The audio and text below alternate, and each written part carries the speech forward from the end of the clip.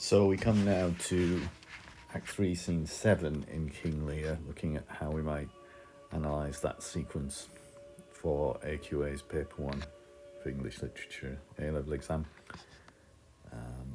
their tragedy paper. This sequence, we're going to look at the whole scene. Actually, it's a bit long for the paper. They'd only have about half this number of lines. But let's see. Locating the passage before we even start, it comes at the end of Act 3, this incredibly stormy sequence. It's a shift back into the subplot, having previously, and for most of this act, been in the main plot with just these little moments of Edmund talking with Gloucester, then talking with Cornwall. But now we have the key moment in the subplot, which is the blinding of Gloucester. So as Lear has reached a very low ebb, seemingly really delusionally insane in the previous scene, now Gloucester is going to reach his lowest ebb, blinded graphically and disgracefully and appallingly in this scene. And of course, this is the most disgusting and appalling scene of violence, and raises questions about the nature of violence in art. But the vision that the play is giving us of the world requires that there is real violence in the play. I think Shakespeare's exploring the bleakest aspects of human nature and human cohabitation, the way we exist together. And in doing so, he has to show the worst of what human beings are capable of. And here we see, of course, the horrible irony of Gloucester, having been blinded to the truth about his sons throughout the play up to this point, now suddenly is giving a horrible moment of insight when he realises at the moment he loses his eyes, he starts to see what Edmund really is, and by implication what Edgar really is. So it's a graphic and horrific scene which Shakespeare presents with powerful and forceful drama. And the rest of the play obviously stems out of this. It's the moment really where we see the worst of Goneril and Regan and Cornwall, because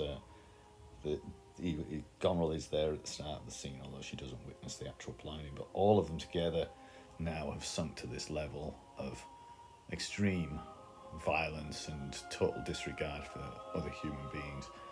And so if we had any doubts as to where we stand, we're clearly not given any possible doubts anymore here.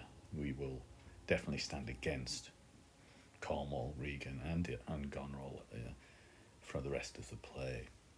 So let's have a look at how this sequence unfolds.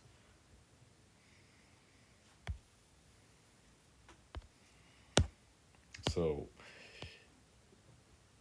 we begin with a little pre-sequence, and we will look at this because it's interesting that you can see how this could be cut out of a section on the exam, in which Goneril, Regan and Cornwall are sort of busy getting things ready. We've heard rumours in the previous act that Cordelia might be returning, and here we hear from Cornwall an army has landed. Seek out the villain Gloucester. So we see the clear distribution of who's on whose side here very, very graphically. Notice how Regan does her usual kind of viciousness, hang him instantly. There's 3 words, just very direct. There's no sympathy, no compassion. He hasn't done anything very much, just helped Lear into a farmhouse, and yet he deserves to be hanged. Goneril implicates herself in what follows because it's her who says pluck out his eyes, and that then becomes the chosen punishment. So it suggests that it's from her all along, although she leaves the scene before that happens. Cornwall emerges as a powerful figure, although this is his final scene because he's killed by one of his servants trying to stop him from plucking Gloucester's second eye out. Edmund's there at this point, but is sent away by Cornwall, saying you don't really want to see what we're going to do to your father. And Oswald makes a brief appearance. showing his usual sort of sneaky loyalty to the bad characters, determined to do anything he can to get in the good books of the powerful people. He, unlike say Kent, who was mocked by the fool for not really knowing which way the wind blew and who was on the rise and who's on the fall. Oswald's very aware that his mistress Goneril's on the rise here, and he wants to do all he can to be, successful with her and dragged up and gain something from being part of her side. So where's the king? He knows that they've taken him away. They've got rid of him, and they're all heading towards Dover. So that's building up that concluding part of the play where they all arrive at Dover in Act 4 and then Act 5 with the battle.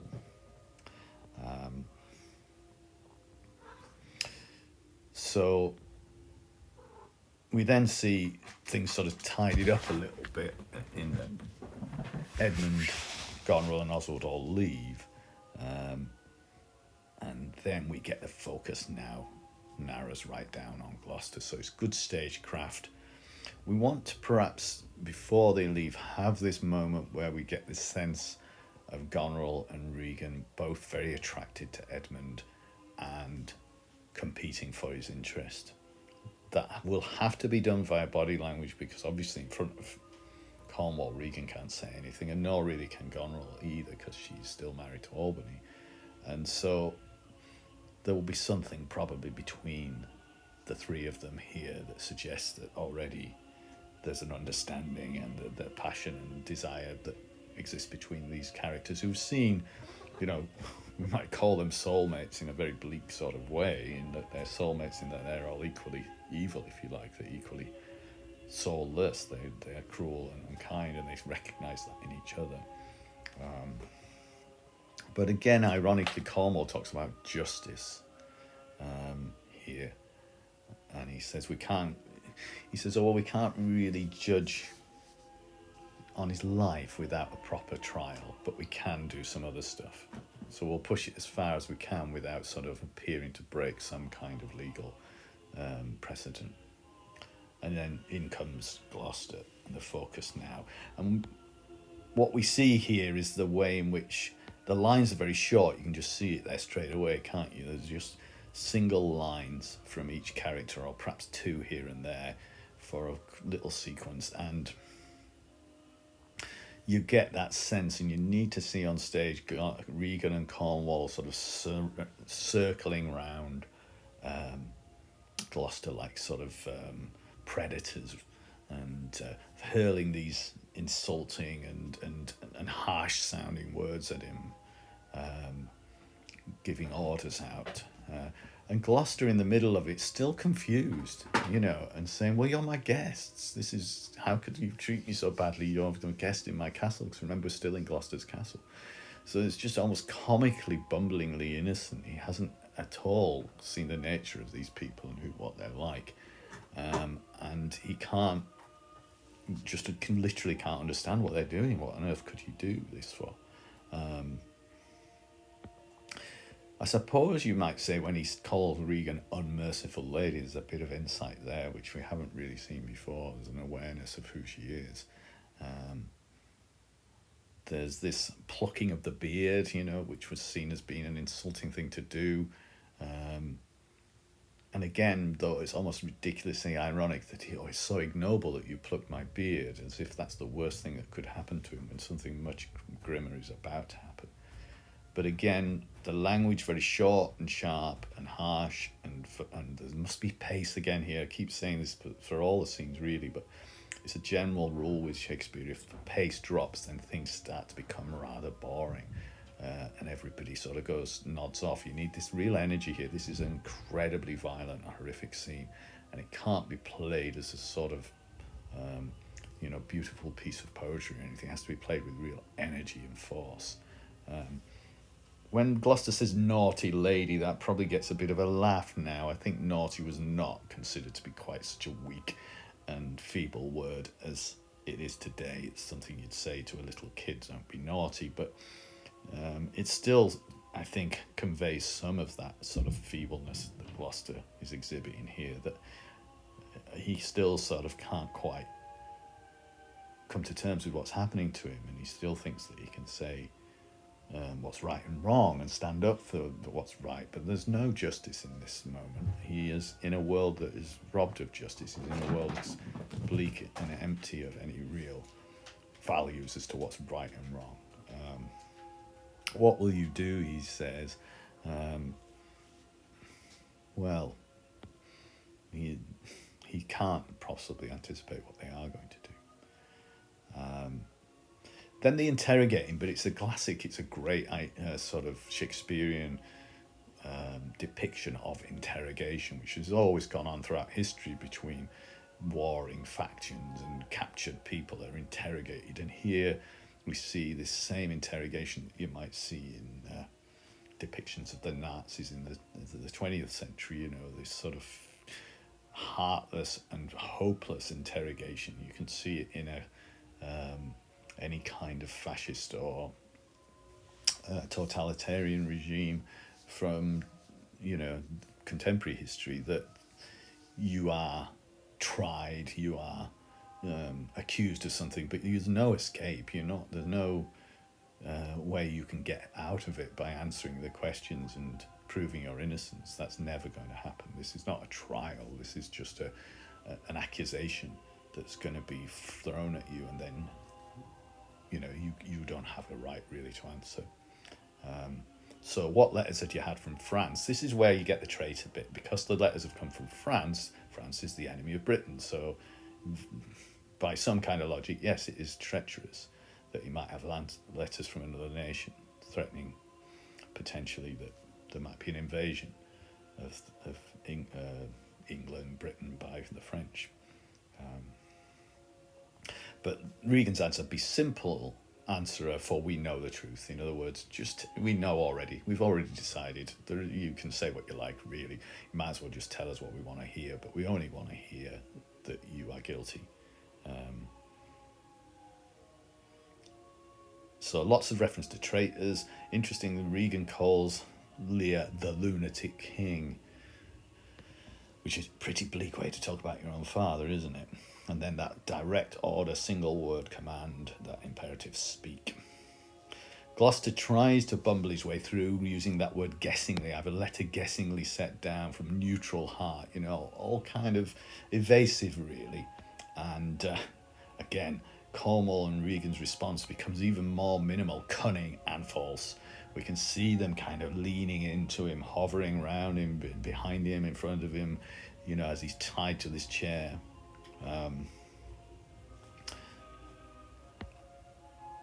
They then ask him where he's sent the king to. He says to Dover. Regan asks why to Dover, wherefore, meaning why to Dover. And then she's going to ask something else, but Cornwall says, hang on, let him answer that first. And then we got that image of the bear tied to the stake that must stand the course. So they would tie in bear baiting, which was something that was going on a lot in Shakespeare's time still. There was, alongside the theatres in the south of London, there were bear baiting pits where people went for entertainment. So he's kind of very much aware of this as a horrific type of entertainment. And so Gloucester thinks he's like a bear, and they would tie them to a stake, a great wooden pole that was hammered into the ground, and so the bear couldn't escape, and then they set dogs on them. And this is what this scene is exactly like, and has to have that feel of a rather lumbering big animal being attacked by fierce, nimble other animals. The animal imagery coming to its fore again. Of course, there's this horrible irony, because when Regan says, why did you send him to Dover? Gloucester says, because I would not see thy cruel nails pluck out his poor old eyes. Which is him trying to say, I wouldn't see you harm him. I was trying to get him away from you harming him. But of course, he is pre-echoing the thing that's going to happen to him in a few moments. He doesn't realise it yet. The language is probably some of the fiercest language that Gloucester uses in the play. He's quite, but we wonder where this has come from, because he hasn't talked to them like this before. But I suppose you might say, as he's approaching his blindness, he is starting to see things. He's starting to see that Goneril and Regan are much worse than perhaps he imagined. More animal injury, boarish fangs, and then stormy imagery, because of reflecting on what has just happened within the storm. And he's particularly saying, well, you know, you turned him out into the storm. Well, how could you do that to your old father? And then this empty threat, I shall see winged vengeance overtakes its children. So like Edgar, Gloucester has this view that justice is still going to be served and that the good are going to get some kind of recompense or a reversal of fortunes yet. Now, you might say that that does happen in that all the bad characters die, and one of them, Cornwall, very soon, but not before they've done a lot of destruction along the way.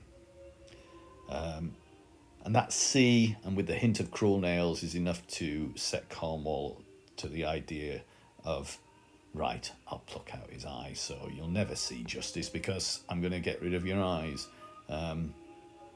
I'll set my foot. Now, this staging-wise is quite an interesting challenge. How do you stage this scene? Firstly, it is absolutely horrific in what's happening, so there's already a bit of kind of discomfort in the audience, and it's a horror show, really. But to put it on stage, one thing to do it in a video where you can have special effects and camera angles to help, but here on stage, if it's on a live stage, how can you show that he's having his eye plucked out without it looking ridiculous? First and foremost, you know, there's a danger that this will create laughter rather than horror if you're sort of unrealistically plucking the eye out. Usually the sort of chair is pushed backwards so that it's away from the audience, and then Cornwall might literally stamp towards the head of Gloucester. Sometimes it's done more with a knife or something like that, and then there'll be some kind of something to some liquid and that represents the eyes being popped and put. And yes, very horrific. But obviously the Gloucester has to cry out as he does. Give me some help, oh cruel, oh you gods. So the cry, that it has to be one of massive pain and suffering. But otherwise, yeah, this is a tricky scene to get right, I think. But in a bold production, it has to be sheer horror. It has to be absolutely bleak, because this is what Shakespeare's saying, life can get as bleak as this. And of course, there's this horrible irony that he calls on the gods, and still all the characters, including Edgar right up to the end, seem to believe in some kind of just gods, in spite of the fact that things like this are happening. So where are these just gods? Why don't they do anything to save or support these good characters who don't deserve this, surely? Now, Cornwall seems to be about to pluck the other eye out, but then the servant steps in. And this is an interesting dimension. It's why does Shakespeare choose to do this? The servant seems to be the voice of the common man, the working man, the low status man in society who speaks up for what he knows is right. And he's served Cornwall all his life, he says, but I can't let you do what you continue to do. It's a echo back to what Kent does with Lear, trying to stop Lear from doing something terrible. But this surely is much bleaker and much more terrible. Regan is very dismissive, you know, and we see a sort of classism here, how now you dog. And so there's this little moment here where Shakespeare does seem to be aware of the fact that this horror is happening within the upper classes, within the well-to-do, within the powerful set of people, and that the ordinary people perhaps see things a little bit more clearly than the wealthy and the powerful. They draw on fight, and of course typically Regan takes up a sword and kills the servant from behind. Again, a little bit of danger when you have him say, "Oh, I am slain." You know, that can be a comic moment, unfortunately, on stage, where you can have people laugh at somebody dying by saying, "Oh, I'm dying." So you have to do something there. He has to groan that, I suppose, rather than say it. But it's typical of Regan, isn't it? She's a sneak. She doesn't fight fair. She sees that her husband's not doing too well in the fight, maybe. Which again gives you this image of Cornwall as full of bluster, and you know, he's such a powerful figure in some ways, but he's defeated by his own servant here, or very nearly. The servant dies, and then Cornwall has enough energy at first to go back to Gloucester and this famous line, "Out, vile jelly, where is thy lustre now?" Just so heartless and cruel. And at this moment, of course, Gloucester does now have this insight, which is thrust upon him by Regan with great relish, I think. So he says, "Where's Edmund? Edmund must surely be the one to save me at this point." And Regan, with great relish, says, "You call upon him that hates you as he that made overture of thy treason to us, him that told us that you were a traitor. He's too good to pity thee." So they twist the notion of goodness, of course, here. And to them, they have this license to say, well, because you're conspiring with the French, you're all traitors. Therefore, goodness is not on your side, it's on ours, because we're protecting this country. And so finally, Gloucester, "Oh, my follies," then Edgar was abused. So the first moment where Gloucester finally sees, of course, he has lost both eyes. Horrific, I mean, the most horrific way to illustrate the idea of a metaphorical blindness.